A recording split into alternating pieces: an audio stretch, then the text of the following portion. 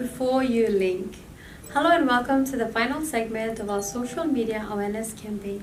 I am Joycelyn Halda, a member of the Cyber Warriors team from Divinewood University, which comprises of students from the Communication Arts and PNG and International Studies departments. Over the past 4 weeks, we conducted an awareness on cyber-based threats, featuring different activities each week, which we shared on our Facebook page and YouTube channel. Our first activity involved face-to-face interviews on campus, where we gathered student perceptions on cyber-based threats. The second activity was an awareness campaign held on May 23rd on campus as well, complemented by an information booth to provide additional information.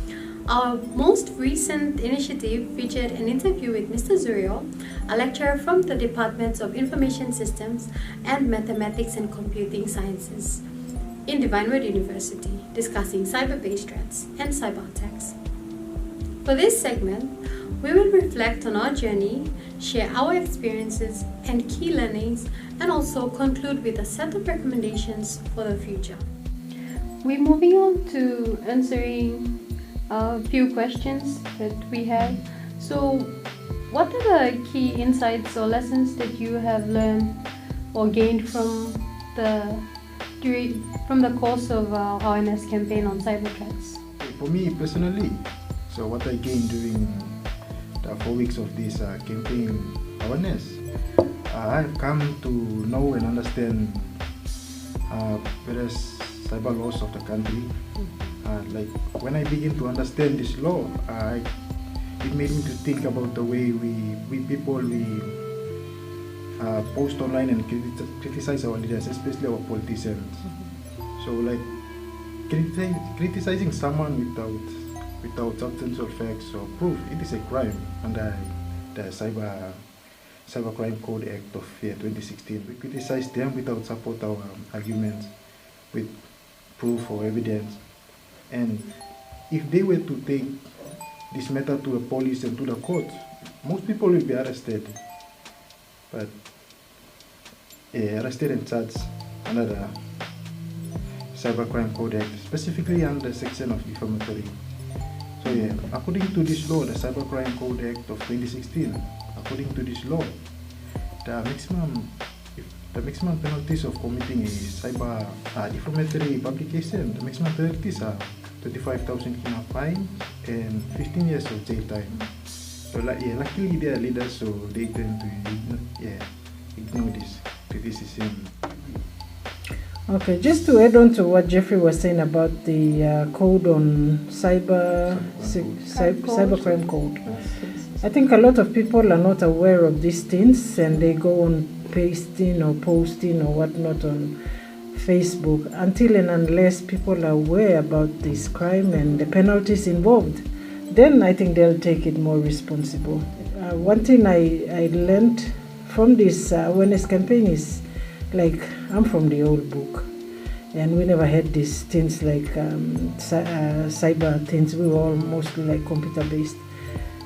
So it's a new thing. I learned a lot from it, and it like gave me a heads up to be careful now, to be more careful now on what cyber threat is involved in, especially the scamming and all that stuff. From what I have learned in these 4 weeks of awareness campaign, firstly, I have learned that cyber attacks occur every 39 seconds, according to a study done by the University of Maryland. Also, I wasn't aware of the Cybercrime Code Act. So through this awareness, I have learned about it and gained more knowledge on it. Yeah, so the primary legislation in Papua New Guinea that addresses cybercrime is the National Cybercrime Code Act, which was issued in 2016. And one of the strategies implemented at the national level to address cyber security issues is risk management. Okay, the second part of our discussion is on question 2. How do these insights relate to the objectives outlined in Papua New Guinea's national security policy? Okay, from what I understand from that question is, like, I'm basing mine on the PNG National Cybersecurity Policy 2021. I mean, it talked about why it was developed, which was to help address cyber threats and protect PNG's cyberspace. I mean, we have this policy in place like 2021. That's like, now is 2025. That's like 4 years ago. Yes. And yet we had the January 10 uprising in Port Moresby. You see, and that January 10 uprising not only happened in Port Moresby, it had rippling effect in other parts of the country. So, like from my observation, is like PNG is still behind in terms of development in this area. Yes. You've mentioned development in the areas of cyber strategies or mechanisms to help combat or prevent these attacks. I believe that we are far beyond reaching that level. A department under cybersecurity, relating to cybersecurity from the Australian government, however, the agreement outlines their assistance in terms of aiding the PNG government departments such as the DICT and NICTA in terms of trainings, and that hasn't eventuated. So that is where we question the bilateral agreements that we've signed up. We have established those relations, however, it does not eventuate, and we wonder what specifically is going on with it in the implementation part. Is it because of finances? What is it? Is it the resources, or is it because of our own capacity, human resource? Okay, now moving on to the third question of our discussion, it reads: in what ways has our campaign increased awareness and understanding of cyber-based threats among our target audience, and how does it aligns with the national security priorities? Thank you, Narisha, for your question. I believe this campaign has increased awareness and understanding amongst our audience, as people share our posts on social media platforms, mainly on Facebook and WhatsApp. So one of the goals of the national security policy is that all citizens must have an equal opportunity to participate in and benefit from the development of our country. Therefore, technology is on the rise in our generation, in this generation, and there has been a lot of recent cyber attacks in the last decade in PNG. A classic example will be the ransomware attack on the government systems, which happened in 2021, according to Radio New Zealand 2021.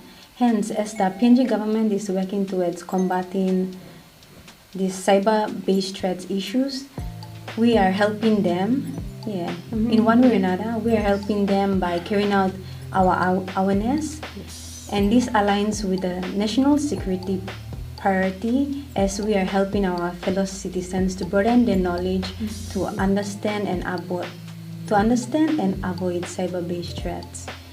And this is a positive step towards helping our nation develop in the area of cyberspace. And I believe it has allowed the targeted audience. Now we're in an institution, a tertiary level. However, it is unfair, or it saddens me to see that students at our level are also, they lack basic knowledge on cyber-based threats and these attacks. So phishing is one of them. We have the common ones in Papua New Guinea would be identity theft and the ransomware, like you've mentioned. So I think getting to make an awareness on a particular topic in the institution itself is not a bad idea, because we're making people aware of these attacks, which happens every day, like you've mentioned with the statistics. Okay, moving on to the fourth question. What other challenges do you think we have encountered during the campaign? I just want to add more on the challenges. One was that we had poor feedback from some of the sources that we invited to be part of our discussion on the issue of cyber-based threats. And unfortunately, two did not respond, but at least we were grateful that Mr. Zurel from IS and MCS departments did come on board, and he helped share some of what he knows about the topic on cyber-based security. and I think the laws relating to it. On to question 5, it reads, how can this awareness campaign or awareness campaign activities contribute to strengthen and enhance PNG's cyberspace against cyber threats and enhance the country's overall security framework? It can create more awareness where people are like better equipped with like essential knowledge of how to protect their or one's own personal data from like identity theft, or yes, as you have all mentioned and discussed.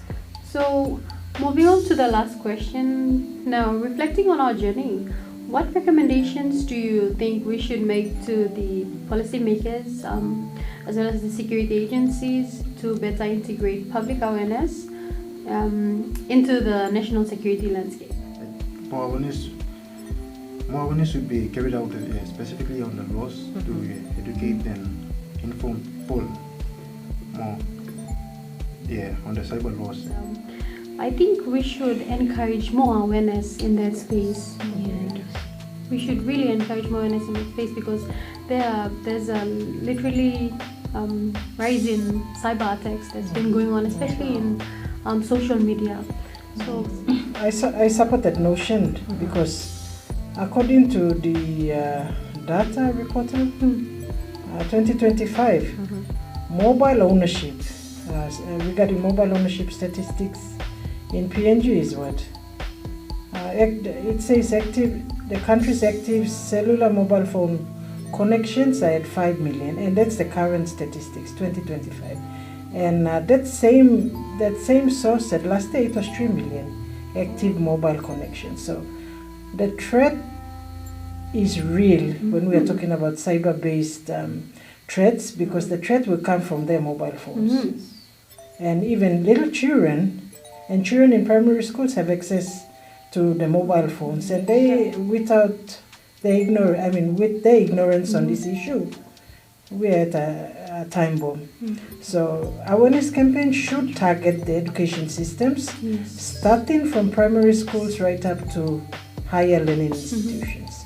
So those security agencies or policymakers or whatever organizations or government agencies that are responsible for cyber security should really seriously think, but also at the community level. As I alluded to earlier, that we have an older generation also in that. An older generation mobile phone is something new to them. So they are eager to get it, and they're learning new things, and in the haste of learning new things about the new technology, they are prone to cyber attacks. Because our time, we didn't have